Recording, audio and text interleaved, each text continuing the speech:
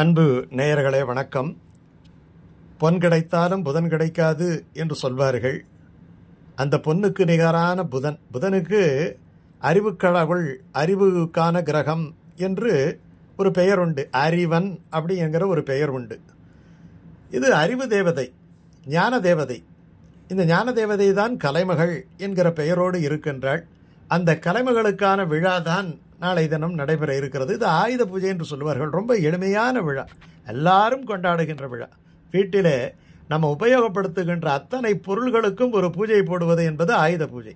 அது ஸ்க்ரூ டிரைவராக இருக்கட்டும், அது மண்வெட்டியாக இருக்கட்டும், கத்தியாக இருக்கட்டும், அருவாள்மனையாக இருக்கட்டும், அளக்கக்கூடிய படியாக இருக்கட்டும், படிக்கக்கூடிய புத்தகமாக இருக்கட்டும், எழுதுகோள்களாக இருக்கட்டும், அத்தனை நமக்கு உபயோகப்படுத்தக்கூடிய அத்தனை பொருள்களையும் நம்ம வைத்து பூஜை செய்கின்றோம். மகா நவமி என்று அதற்கு பெயர். 9ஆம் நாள் மகா நவமி. அதோடு சரஸ்வதி, நம்ம இந்த நவராத்திரி உற்சவம் முடிஞ்சு விடுது. இந்த மகாபாரதத்திலேயே இந்த ஆயுத பூஜை என்பது வந்து விடுகிறது. அஞ்ஞான வாசத்திலே தான் கட்டி வைத்திருந்த ஆயுதங்களை எல்லாம் வன்னி மரத்திலிருந்து எடுத்து பூஜை செய்து அர்ஜுன் பயன்படுத்துகின்றான். அந்த ஆயுத பூஜையை அவன் செய்த நாள் இந்த சரஸ்வதி பூஜை. அதை பயன்படுத்தி அவன் வெற்றிகரமாக போர் செய்து வெற்றி கொண்ட நாள் விஜயதசமி. வியாசர் இந்த மகாபாரதத்தை எழுதுகின்றார். அவர் சரஸ்வதியின் கலைமகளினுடைய அருளாலே எழுதுகின்றார். அந்த கலைமகளின் அருளாலே தான் கம்பன் ஒரு மிகப்பெரிய காவியத்தை செய்தான். அந்த கலைமகளுக்காகத்தான் அவன் சரஸ்வதி அந்தாதி என்ற ஒரு சின்ன காவியத்தையே செய்தான். ஒரு அற்புதமான நூலை இயற்றினான். இந்த சரஸ்வதி அன்னவாகனத்திலே இருக்கக்கூடியவள். இந்த சரஸ்வதிக்கு யார் குரு என்கிற ஒரு கேள்வி வரும் இல்லையா? வைணவத்திலே ஹயக்ரீவரை நம்ம சரஸ்வதியினுடைய குருவாக மகாவிஷ்ணு ஹயக்ரீவ அவதாரம் எடுத்து சரஸ்வதிக்கு ஆயகலைகள் 64 அறிவித்தார் என்று சொல்லுவோம். பரிமுக தேவதை, வேதங்களை எல்லாம் மீட்டு தந்தவர். அதனாலே பார்த்தீங்கன்னா நாளைக்கு அவசியம் ஹயக்ரீவரை நினைத்து இந்த ஸ்லோகத்தை சொல்ல வேண்டும். என்ன ஸ்லோகம் இது? ஞானானந்தமயம் தேவம் நிர்மல ஸ்படிகாக்கிருதம் ஆதாரம் சர்வ வித்யானாம் ஹயக்ரீவர் உபாஸ்மகே. அவன் ஞான ஆனந்தமயமாக இருக்கிறான். ஞானம் என்றாலே ஆனந்தம். எந்த இடத்திலே ஞான தெளிவு இருக்கிறதோ அங்கே பிரகாசமாக இருக்கும். பெரிய மகான்கள் எல்லாம், ஞான வடிவானவர்கள் எல்லாம் எப்படி பிரகாசமாக இருக்கிறார்கள் என்று சொன்னால் அந்த ஞானம், தேஜஸ் பார்த்தா எவ்வளவு தேஜஸ் இருக்கும். அந்த தேஜஸ் விட்டாலே நமக்கு துக்கம் போய்விடும், ஆனந்தம் மட்டும்தான் இருக்கும். அதனால ஞான ஆனந்தமயம். கலைமகள் பூஜையை கொண்டாடுகின்ற பொழுது அந்த ஞானத்தை வேண்ட வேண்டும், ஆனந்தத்தை வேண்ட வேண்டும். அவன் தேவம். தேவம் என்றால் தேவர்களுக்கெல்லாம் தலைவன். நிர்மல ஸ்படிகாக்கிருதம் அப்படி என்று என்ன சொன்னா, பார்த்தவனா அந்த ஸ்படிக மாலையை கையில வைத்திருக்கின்றான். தெளிந்த அறிவு படைத்தவனாக இருக்கிறான். நீங்க கலங்கல் இல்லாத தண்ணீர்ல பாத்தீங்கன்னா எத்தனை ஆழமாக இருந்தாலும் கீழே உள்ள பொருள் தெரியும்.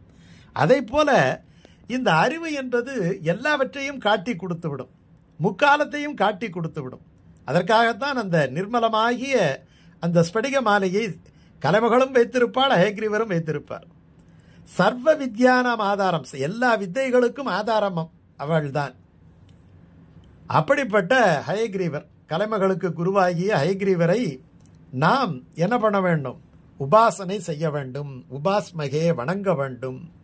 இது ரொம்ப விசேஷமான முறையிலே நடக்கும். காஞ்சியிலே மகாநவமி உற்சவம், திருவரங்கத்திலே சரஸ்வதி பூஜைக்கு அன்னைக்கு பார்த்தீங்கன்னா 8 மூர்த்திகள், 8 தாயார், கருவூல நாச்சியார், நாயகரரை நாச்சியார், சுக்கிரவார நாச்சியார், அரவிந்த நாச்சியார், ஹயக்ரீவர், சரஸ்வதி தேவி, செங்கமல நாச்சியார், குருகூர் நாச்சியார், அவ்வளோ பேருக்கும் பூஜாதிகள் எல்லாம் நடக்கும்.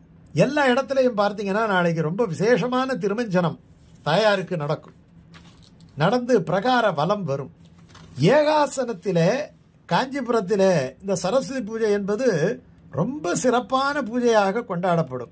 ஏகாசனத்திலே அன்னைக்கு பார்த்தீங்கன்னா பெருந்தேவி தாயார் அந்த சன்னதிக்கு முன்னாடி அமைந்திருக்கக்கூடிய ஒரு பெரிய திரண்ட கல் தூண்களோடு பீடத்தோடு மேற்கட்டோடு ஒரு மண்டபம் ஒன்று இருக்கும். அந்த மண்டபத்திலே ஒரே ஒரு நாள் ஏகாசன அலங்கார திருமஞ்சனத்தை கண்டருளுகின்ற நாளாக இந்த மகா நவமி நாள். அப்ப திவ்ய தம்பதிகளுக்கு உபனிஷத் என்ன, திருமஞ்சன கட்டியங்கள் என்ன, புருஷ சூக்தங்கள் என்ன, நீராட்ட பாசுரங்கள் என்ன, இந்த பாராயணங்களுக்கு இடையே அந்த திருமஞ்சன சேவையாகிய அமுதத்தை எல்லாம் பார்த்து அடியார்கள் புலகாங்கிதம் அடைவார்கள். அது காஞ்சியில நடக்கும். இதே மாதிரி எல்லா திவ்ய தேசங்களிலும் அன்னைக்கு விசேஷமான பூஜாதிகள் எல்லாம் உண்டு. திருநெடுந்தாண்டகம் ரொம்ப அற்புதமான ஒரு நூல். அந்த நூலிலே முடிக்கும் பொழுது பகவானுடைய இந்த அன்னம் என்றாலே வேதக்கடவுள், வேதம் இல்லையா, அந்த வேதத்தை அவர் கொடுத்ததை சொல்லுகின்றார். மின்னுமா மழை தவழும் மேகவண்ணா விண்ணவர்தம் பெருமானே அருளாய் என்று அன்னமாய் முனிவரோடு அமரர் ஏத்த அருமறையை வெளிப்படுத்த அம்மான் தன்னை மன்னுமா மணிமாட மங்கை வேந்தன் மானவேல் பரகாலன் கரியன் சொன்ன பன்னிய நூல் தமிழ் மாலை வல்லார் தொல்லை பழவினையை முதலறிய வல்லார்தாமே. இந்த பாசுரத்தை நீங்கள் அவசியம் சொன்னால் பழவினைகள், எல்லா வினைகளும் தொலைந்து போய்விடும். இந்த கலைமகள் என்பது அவளை வர்ணிக்கிறார் பாரதி, ரொம்ப அற்புதமா வர்ணிக்கிறார். 2 விழிகளும் வேதமா, வேதத்து இருவிழியாள், அதில் மிக்கன் பல் உரை என்னும் கருமையிட்டாள். இந்த உரை என்பது அந்த வேதத்துக்கு செய்கின்ற அழகு. போதாயன விருத்தி உரை மாதிரி உரைகள் இருக்குது இல்லையா, அது கண்ணு அழகா இருக்கு, அந்த கண்ணுக்கு கருமையிட்டா இன்னும் அழகா இருக்குமே. அந்த மாதிரி சீத கதிர்மதியான் முதல் சிந்தனையே குழல் என்று உடையாள்.